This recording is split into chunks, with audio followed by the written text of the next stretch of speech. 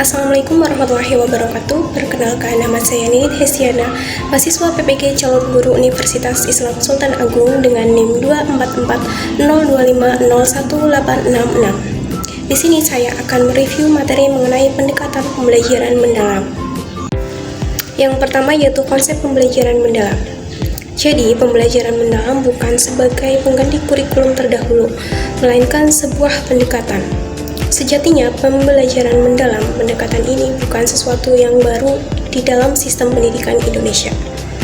Hal ini sejalan dengan pemaparan Kemendikdasmen yang menjelaskan bahwa sejak tahun 1970-an, pembelajaran mendalam sudah ada. Contohnya seperti CBSA, PAKEM, PAIKEM, dan juga Contextual Teaching and Learning, di mana pendekatan-pendekatan ini sebenarnya sudah menekankan pada keterlibatan dan keaktifan murid dalam proses pembelajaran sebagai upaya mengorientasikan pembelajaran yang berpusat pada murid. Namun, dalam implementasinya masih memerlukan arahan yang lebih jauh, sehingga pembelajaran mendalam ini hadir sebagai pelengkap.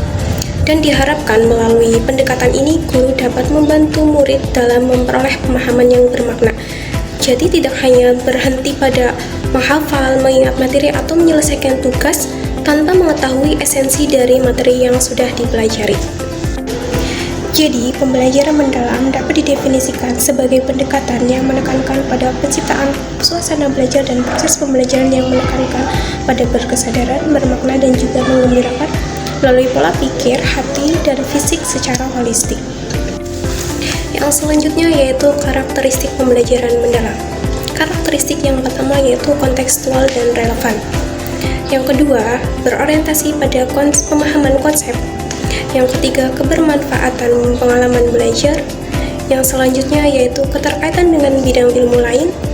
Yang kelima, yaitu lingkungan belajar yang interaktif. Dan yang keenam, yaitu aktivitas pembelajaran yang menarik minat dan juga rasa ingin tahu murid. Yang selanjutnya yaitu prinsip pembelajaran mendalam. Jadi, prinsip pembelajaran mendalam itu ada 3. Yang pertama berkesadaran, bermakna, dan juga menggembirakan. Yang pertama yaitu prinsip berkesadaran. Jadi pada prinsip ini menekankan pada kehadiran guru dalam proses pembelajaran sehingga murid menyadari apa yang dipelajari, mengapa itu penting, dan bagaimana penerapannya dalam kehidupan. Prinsip yang kedua yaitu bermakna. Pada prinsip ini memastikan bahwa materi tidak hanya berhenti pada mengingat atau menghafal materi, tetapi mengaitkan dengan konteks nyata, sehingga ilmu yang sudah dipelajari tadi itu relevan dan juga bermanfaat. Selanjutnya yaitu prinsip yang ketiga, yaitu menggembirakan. Jadi pada prinsip ini menekankan pada suasana belajar yang menggembirakan, yang menyenangkan, yang aman, sehingga murid berani untuk mencoba dan juga termotivasi, serta mampu menghadapi tantangan. Yang selanjutnya yaitu perbedaan pembelajaran dalam dan pembelajaran dangkal. Jadi, inti dari perbedaan pembelajaran dalam dan pembelajaran dangkal terletak pada pengalaman belajar atau proses belajarnya. Jadi, pada pembelajaran dangkal, proses pembelajarannya berfokus pada mengingat atau menghafal dan juga berorientasi pada hasil akhir atau nilai akhir. Sedangkan pembelajaran mendalam, proses atau pengalaman belajarnya memulai 3 tahapan.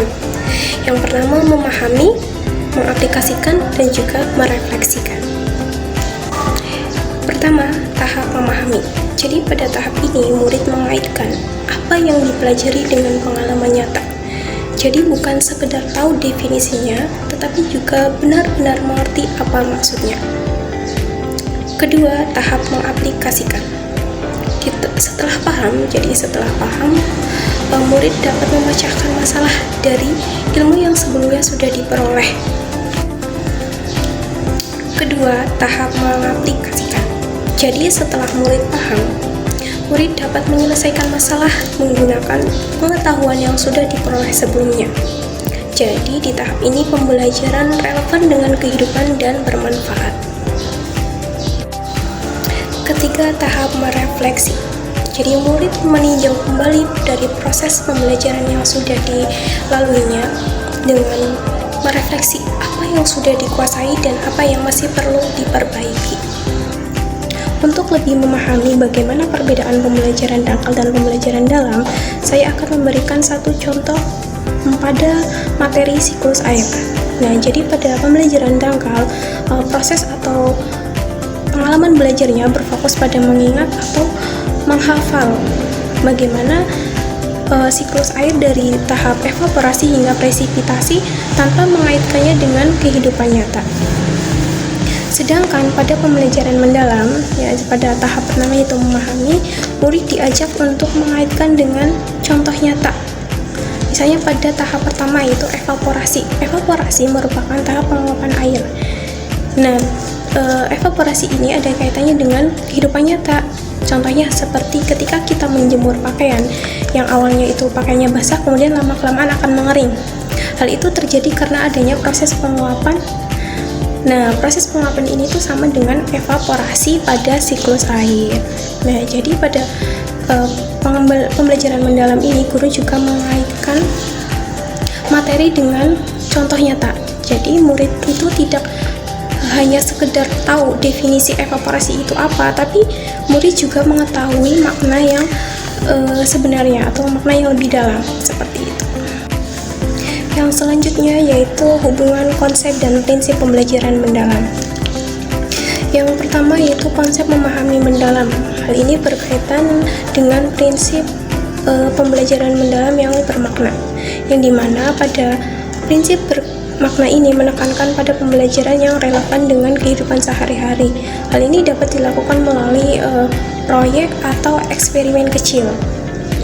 Nah, yang selanjutnya yaitu konsep mengaplikasikan dan merefleksikan. Nah, pada konsep ini berkaitan dengan prinsip berkesadaran dan juga menggembirakan, yang dimana pada pembelajarannya menekankan pada pentingnya materi yang diperoleh dan bagaimana penerapan atau pengaplikasikannya di kehidupan sehari-hari. Demikian pemaparan dari saya, banyak kurangnya saya mohon maaf. Wassalamualaikum warahmatullahi wabarakatuh.